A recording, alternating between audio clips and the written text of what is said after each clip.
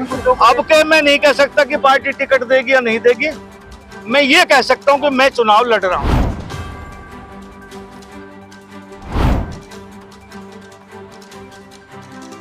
आज भी भारतीय जनता पार्टी की सरकार है, मेरी सरकार है, लेकिन गुड़गांव में हम ये नहीं कह सकते कि मेरा राज है।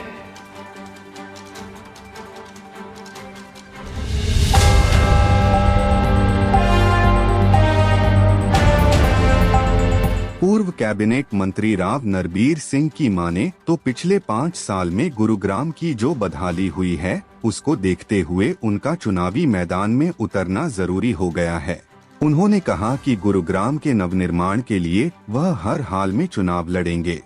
गुरुग्राम की हर समस्या का समाधान कराना पहले भी उनकी प्राथमिकता सूची में था और आज भी है।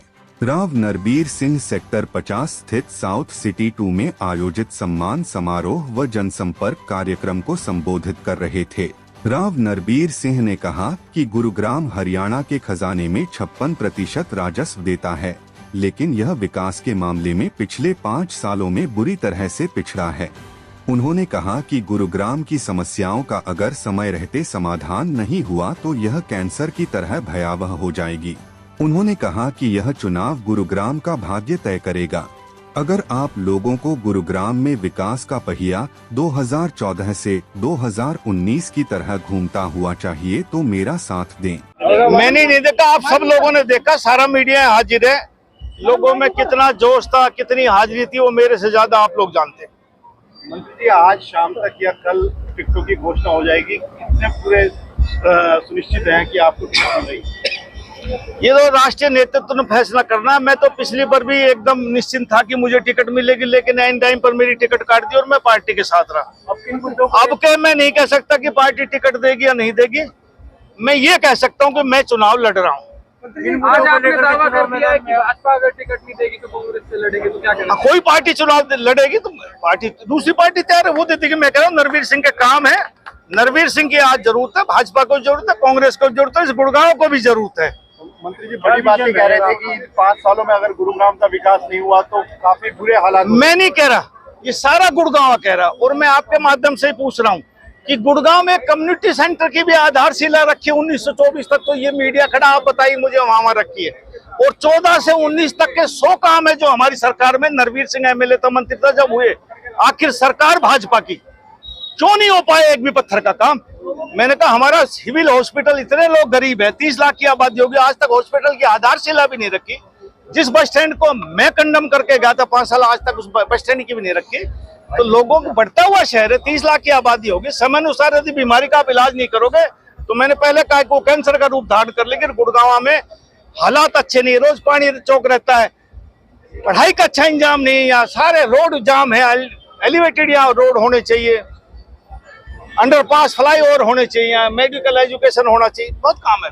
तो आने वाले 5 साल में विकास कार्य में गति आएगी। जैसे 14 और 19 में मैंने काम किया, आने वाले 24-29 के बीच में गुड़गांव का संपूर्ण विकास होगा। और ये लोग मानते हैं कि और एमएलए से ज्यादा नरबीर सिंह काम कर सकता है। राव नरबीर सिंह ने कहा कि वर्ष 2014 से 2019 तक जब वह प्रदेश सरकार में मंत्री थे तो गुरुग्राम की जितनी भी रेजिडेंट वेलफेयर एसोसिएशन उनके पास समस्याएं लेकर आई, उन तमाम समस्याओं का समाधान कराया गया था।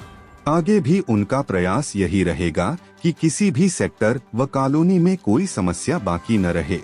उन्होंने कहा कि मंत्री रहते हुए गुरुग्राम के सेक्टरों व कॉलोनियों में ही नहीं बल्कि जो नए आवासीय क्षेत्र विकसित हुए थे उनमें भी सुविधाएं पहुंचाने में उन्होंने कोई कोर कसर नहीं छोड़ी थी। अपनी समस्याओं को लेकर जिस भी कॉलोनी के लोग उन तक पहुंचे थे उनकी तमाम समस्याओं का समाधान कराया गया था। साउथ सिटी 2 व इसके आसपास की भी जो कॉलोनियां हैं, उन तमाम कॉलोनियों की जो भी मांग है उन सभी को पूरा किया जाएगा। राव नरबीर सिंह ने कहा कि गुरुग्राम में हर दिन लगभग 1200 से 1500 मीट्रिक टन कचरा निकलता है। यहाँ की आबादी 30 लाख से ज्यादा हो चुकी है, हजारों कंपनियां हैं, हर रोज हजारों टन कचरा निकल रहा है, लेकिन न तो कभी नगर निगम के अधिकारियों व न ही ठेका लेने वाली फर्म ने इसे गंभीरता से लिया। गुरुग्राम का साफ सुथरा शहर बनाना ही उनकी प्राथमिकता है। अन्य पार्षदगण, सम्मानित मंच और यहाँ उपस्थित सभी सम्मानित बहनों और भाइयों, आप लोगों ने जो मान सम्मान दिया इसका मैं आप सबका तहे दिल से शुक्रिया अदा करता हूं। और सार्वजनिक तौर पर बहुत दिनों के बाद आपके बीच में आना हुआ। साथियों, चुनाव की घोषणा हो चुकी। पहले 1 अक्टूबर को वोट पड़नी थी, अब 5 अक्टूबर को वोट पड़नी है और तकदीर हो। नरवीर सिंह को आपने 2014 से 19 तक एमएलए और मंत्री के रूप में देखा। मेरे से पहले वक्ताओं ने बहुत सी बातें बताई कि इनके दादा एमएलए थे, इनके पिताजी एमएलए थे, चाचा एमएलए मंत्री रहे। मैं भी 3 बार, मेरा सौभाग्य रहा कि मैं 3 बार एमएलए बना और 3 बार मंत्री बना।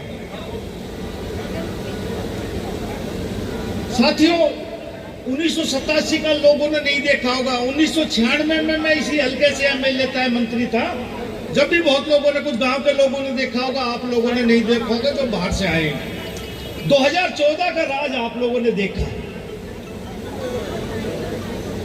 पहली बार मैं ये समझता हूं कि गुड़गांव के लोगों को ये महसूस हुआ कि हमारा भी राज में हिस्सा है। आपको महसूस हुआ 14 से 19 में कि हिस्सा है कि नहीं है? आज भी भारतीय जनता पार्टी की सरकार है, मेरी सरकार है, लेकिन गुड़गांव में हम ये नहीं कह सकते कि मेरा राज है। आज हर तरफ कहीं चले जाओ, किसी की कोई सुनने वाला ही नहीं। आखिर क्यों? भाई वही सरकार, वही पार्टी, वही मुख्यमंत्री थे, अभी 3-4 महीना पहले हटे हैं, लेकिन गुड़गांव की ऐसी दुर्दशा क्यों हुई? इसलिए कि नरवीर सिंह उस एमएलए नहीं था। और एमएलए तो नहीं होता, एमएलए बनता तो मैं कैबिनेट में होता। साथियों, पहली बार 2014 से 19 तक इतने काम करने के बाद एकदम मैं सोच भी नहीं सकता कि नरवीर सिंह की टिकट काट दी। और आज 5 साल हो गए, दोबारा टिकट का नंबर आया। आज तक मैं सबसे पूछता हूं पार्टी में, मेरी टिकट काटी क्यों? कोई कारण तो बताओ। कोई नहीं बताता आज तक। नीचे से लेकर ऊपर तक पूछ लिया। हमारा जो परिवार है, जो यहाँ पुराने लोग रहते हैं, 1932 में तब देश आजाद नहीं हुआ था, तब से चुनाव लड़ रहा है। 1932 से हमारे दादा यहाँ आजादी से पहले रहे, एमएलए, एमएलसी रहे, समस्त पंजाब में एमएलए रहे, चीफ पार्लियामेंट्री सेक्रेटरी रहे।